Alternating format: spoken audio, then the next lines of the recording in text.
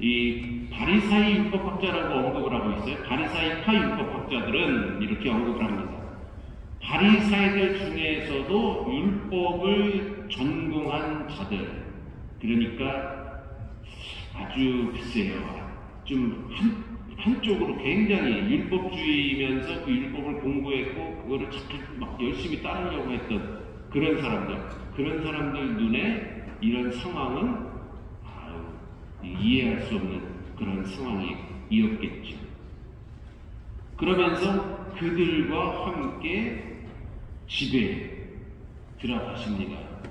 예수님께서 그의 집에서 음식을 잡수시게 되었는데 그의 집은 어느 집을 말하는 것일까? 이거 좀 궁금합니다. 예수님께서 그의 집에 예수님의 집을 말하는 건가? 아니면 레위인은 일어나 그분을 따랐다. 그래서 그 레위의 집을 말하는 건가?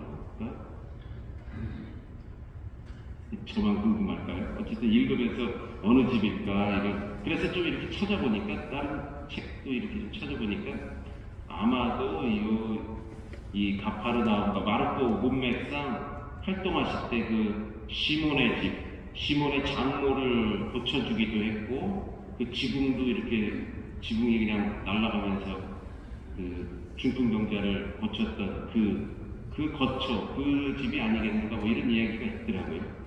그렇습니다. 그런 집에 들어가셔서 이제 먹는 거예요. 죄인 세리들과 함께 음식을 잡수시는 것을 보고 이 율법학자들이, 이야, 저럴 수가 있나? 저 질이 안 좋은 사람하고 저렇게 어울리다니, 이렇게 되는 것이죠. 그래서 마태오복음 11장 19절에 보면 먹보여 술꾼이며 세관원들과 죄인들의 친구로구나, 이런 표현이 있죠. 먹보여 술꾼, 죄인들의 친구, 예수님이 되는 것이죠. 그것이 마태오 11장에는 그렇게 언급을 하고 있습니다.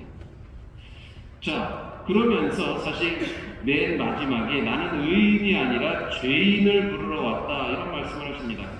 예수님의 어떤 사명, 임무, 책임, 이런 것이 좀 표현되는 문맥이라고도 볼 수 있는데, 사실 이런 표현은 건강한 이들에게는 의사가 필요하지 않으나 병든 이들에게는 필요하다, 이런 문맥이, 공자님도 이런 말씀을 하셨다고 해요. 다스려진 나라는 버리고 어지러운 나라로 가라. 다 갖춰져 있는 데에서 활동할 게 없다는 것이죠. 오히려 더 어려운 곳에 가서 활동하라는 얘기겠죠. 의원의 집에는 병자가 많다. 이 공자님의 말씀을 인용하면서 장자가 이렇게 얘기를 했다는 것이죠. 다스려진 나라는 버리고 어지러운 나라로 가라. 의원의 집에는 병자가 많다. 그러니까 험한 데로 가고, 이미 다 갖춰진 데 말고 더 어려운 데 가서 일을 해라, 그런 뜻이겠죠. 이런 것은 아마 동서고금을 막론하고 이런 표현들은 좀 있었던 것 같습니다. 나는 의인이 아니라 죄인을 부르러 왔다. 이 문맥도 보면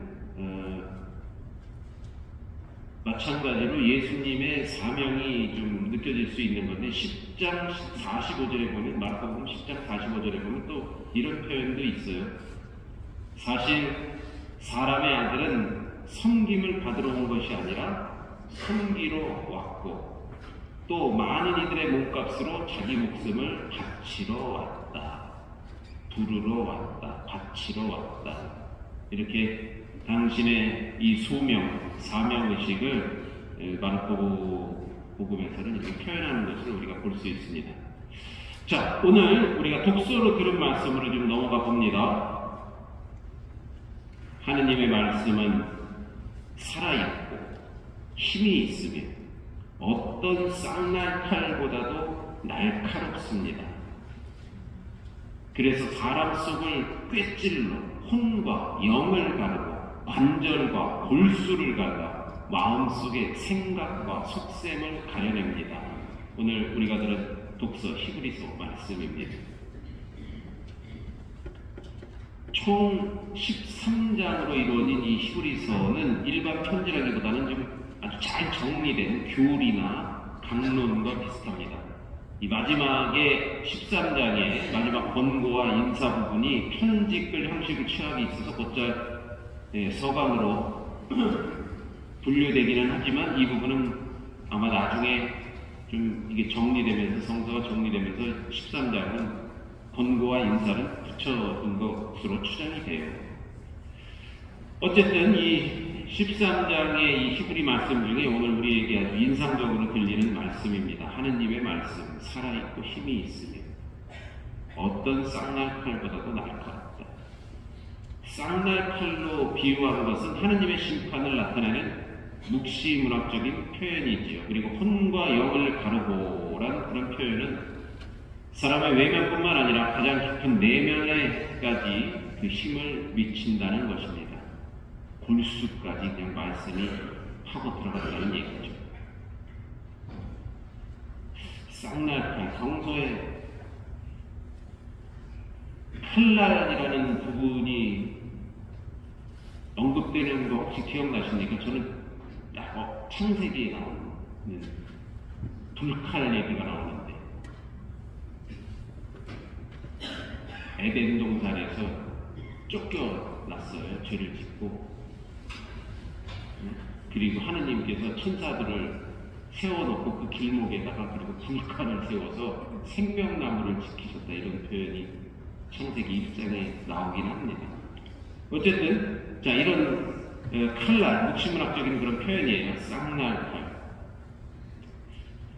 자, 히브리서의 이 특징은 말씀하시는 하느님 또는 하느님의 말씀을 강조하는 것입니다. 특히 초대교회의 어떤 기록보다도 구약성경의 내용을 많이 인용해요. 지난주부터 그냥 이번 주 쭉 히브리서를 듣고 있는데 계속 구약의 말씀, 구약의 이 레위기, 민수기, 신명기 이것을 연상하게끔 우리에게 전해주고 있죠. 창조 때부터 지속되는 하나님의 말씀을 통한 구원의 업적을 전하고 있습니다. 히브리서는 이러한 하나님의 말씀이 믿음을 통하여 어떻게 교회 안에서 전해지며 그 말씀이 무엇인지 우리에게 알려주는 것이죠. 하나님의 말씀은 살아있고 힘이 있으며 어떤 쌍날칼보다도 날카롭습니다. 이 말씀을 통해 프란치스코 교황님께서도 하나님의 말씀은 참으로 삶을 변화시킬 힘을 가지고 있다라고 말씀을 하십니다. 곧 하나님의 말씀은 입에는 꿀같이 달고 위로가 되는 달콤함을 주지만 우리 마음에 불안을 안겨주는 칼이기도 하여 깊은 곳을 꿰찌르고 영혼의 깊숙한 곳에서 어둠을 밝히는 빛을 가져옵니다. 우리의 영혼은 하나님의 말씀에 꿰찔림으로써 정화된다는 것이겠죠.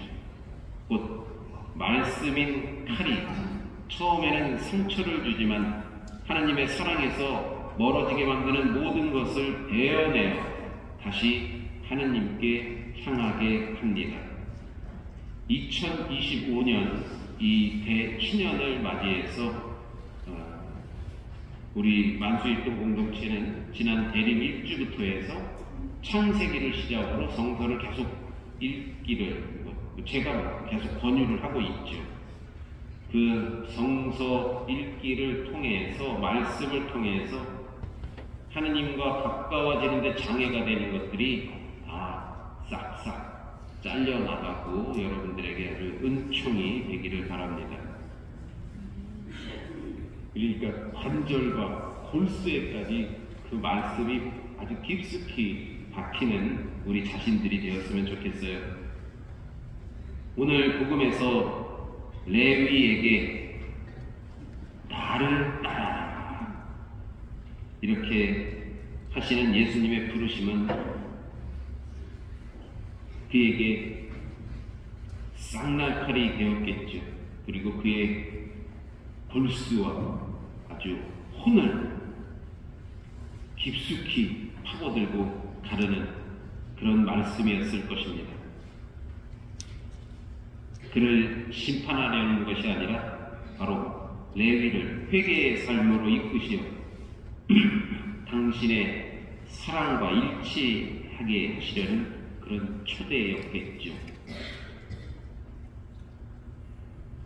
우리도 우리에게 주시는 그런 말씀, 우리 영혼에 늘 꿰찔러 하시는 말씀, 나를 따라 하시는 말씀에 귀를 기울이고 나의 삶이 그리스도를 통한 사랑의 삶으로 변화할 수 있도록 우리가 항상 마음을 열어야 하겠습니다.